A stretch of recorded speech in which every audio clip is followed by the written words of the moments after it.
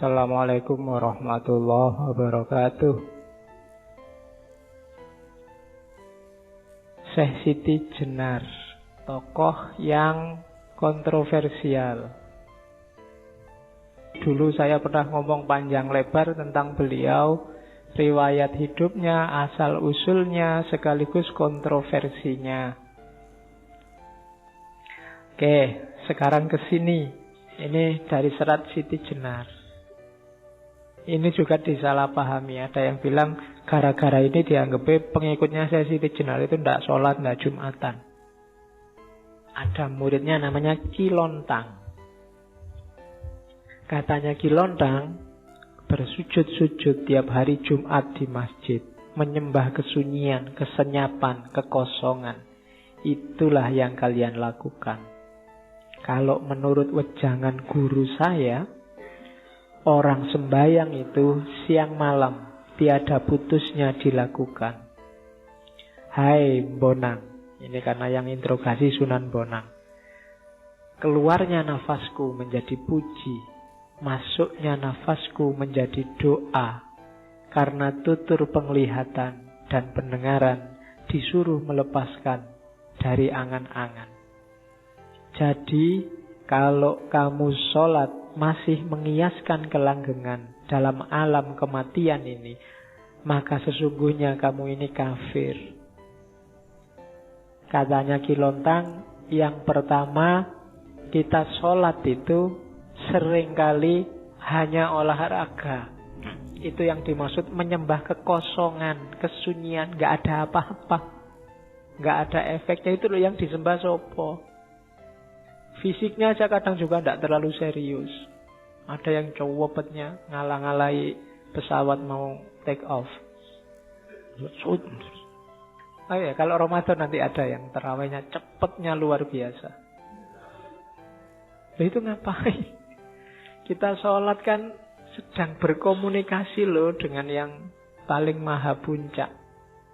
Allah yang tiap hari merindukan kita. Sedang berhadapan-hadapan itu kok kelihatan kita tidak kerasan sekali. Allahu Akbar, Allahu Akbar. Yang kita sembah itu apa? Berapa persen Allah hadir bahkan dalam sholat kita? Jadi itu yang bahasanya Kilontang, menyembah kekosongan. Kalimat lainnya, sholat tanpa memahami hakikatnya seperti menyembah bumbung. Bumbung itu kan bambu itu loh. Ya memang luarnya sih kelihatan kukuh, tapi dalamnya kosong. Hatinya kayu, batang kangkung. Batang kangkung kan juga dalamnya kosong. Kosong melompong, hampa dampa, kolong angin. Bahasanya Kilontang. Jadi, tidaklah sholat itu tidak begitu. Kalau hanya olahraga, kita sedang nyembah bumbung kosong. Tidak ada nilainya. Iya sih luarnya kelihatan ada, tapi dalamnya tidak ada apa-apanya. Dapatnya cuma capek. Kalau puasa dapatnya lapar. Kalau guruku, katanya Kilontang, tiap detik kehidupannya adalah sholat. Para wali itu justru mereka yang maniak ibadah, maniak syariat, tapi tidak berhenti di syariat. Syariat itu hanya wadahnya, lantarannya untuk naik ke wilayah yang lebih tinggi, dan puncaknya adalah bertemu dengan Allah. Terus ada lagi sindiran, sholat yang mencuri. Apa sih sholat yang mencuri itu? Di serat Siti Jenar, pada waktu saya sholat, budi saya mencuri. Pada waktu saya zikir, budi saya melepaskan hati. Menaruh hati pada seseorang. Kadang-kadang menginginkan keduniaan yang banyak. Lain dengan zat Allah yang bersama diriku. Jadi sholat dan semua amal ibadah itu kan semacam permintaan Allah untuk kita lakukan. Harusnya demi Allah. Tapi kita melakukan banyak sekali ibadah tidak demi Allah, tapi berpamrih kayak tadi. Pamrihnya macam-macam, bahkan banyak yang keduniaan. Barang siapa sholat jamaah Isya dan subuh tanpa terputus, maka rezekinya akan. Wah, dan kita rajin sholat Isya dan subuh tanpa putus, ngincer apa? Rezekinya lancar. Itu yang oleh Siti Jenar disebut sholat yang mencuri. Akal budi yang mencuri. Padahal bukan itu harusnya. Bukan duniawi targetnya sholat itu. Jadi jangan kesana. Kalau kesana mencuri kamu. Harus tetap Allah. Inna lillahi wa inna ilaihi roji'un.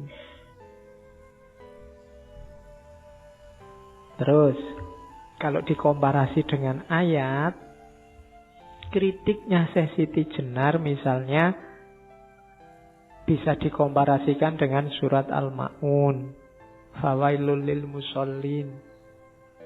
Orang-orang sholat yang hasilnya malah neraka. Kenapa? Sholatnya karena riya.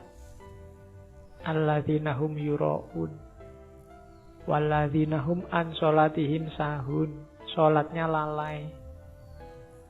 Terus ada juga surat Al-Mu'minun, yang artinya sholat itu harus khusyuk.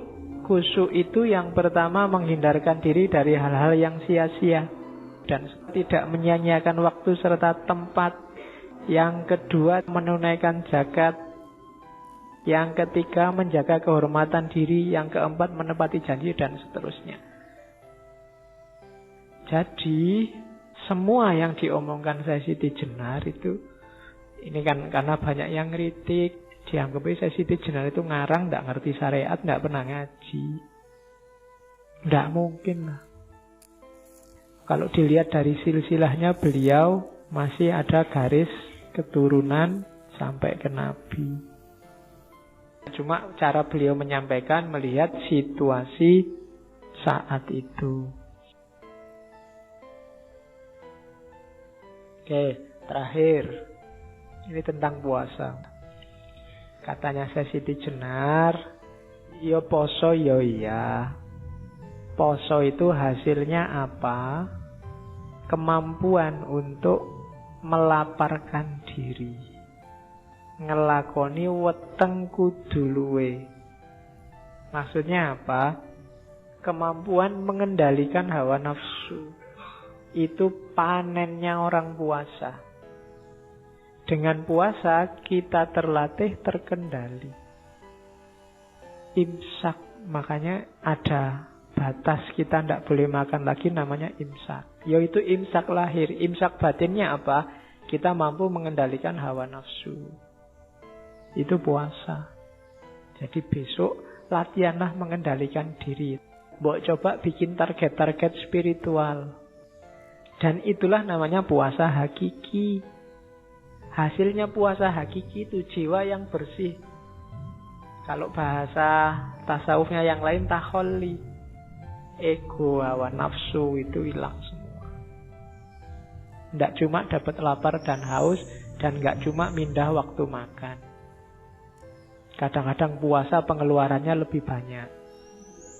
Karena makannya harus enak, jumlahnya tetap 3. Waktu maghrib sekali, mau tidur sekali, sahur sekali. Itu podo wae. Jumlahnya tetap 3 dan gak mau gak enak, harus enak. Jadi pengeluarannya lebih besar. Akhirnya kan gak jadi puasa, cuma mindah waktu makan. Ya. Dia ndak apa-apa, cuma masuklah sebentar ke wilayah hakiki. Kira-kira dengan puasa itu mampu gak kita menaklukkan hawa nafsu dan ego? Berani gak misalnya kalau pas kita puasa, HP juga puasa, internet juga puasa, kecuali habis buka puasa misalnya. Tidak akan balas WA sebelum buka puasa misalnya. Nah, itu latihan-latihan rohani. Tidak apa-apa ya. Kalau sudah sukses itu dalam arti sudah nggak terikat lagi oleh WA, nggak tergantung lagi oleh internet. Nanti WA-an dengan tidak terikat. Hari ini kan kita terikat luar biasa. Banyak sekali hal-hal yang tidak harus bikin kita tergantung. Sekarang kita tergantung. Tergantung oleh listrik. Tergantung oleh BBM. Terus tergantung internet juga. Tergantung lagi, nggak cuma internetnya, Facebooknya sekarang bikin ketergantungan, WA-nya bikin ketergantungan, Twitternya bikin ketergantungan. Semakin berat kita menuju Allahus Shomad. Iyyaka na'budu wa iyyaka nasta'in.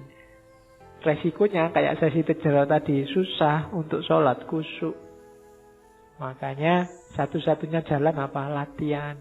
Nggak usah ambisius, nggak usah, wah ini minggu depan saya mau jadi wali kayak saya Siti Jenar, nggak iso. Ya pelan-pelan, dikit-dikit, ditaklukkan pelan-pelan. Nafsu itu triknya di situ. Yang ambisius biasanya akhirnya malah kalah. Pelan-pelan, taklukkan pelan-pelan. Karena jiwa kita itu butuh pembiasaan. Kalau sudah terbiasa lebih gampang. Kalau drastis agak susah. Maka pelan-pelan ya.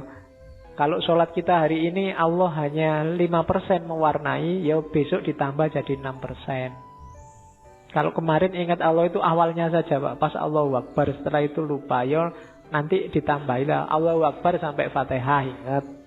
Setelah itu agak lupa. Latihan kecil-kecil gini lama-lama jiwamu terbiasa. Itu yang perlu ditempuh. Oke, itu dulu ya Syekh Siti Jenar. Semoga ada yang bisa diambil dari beliau.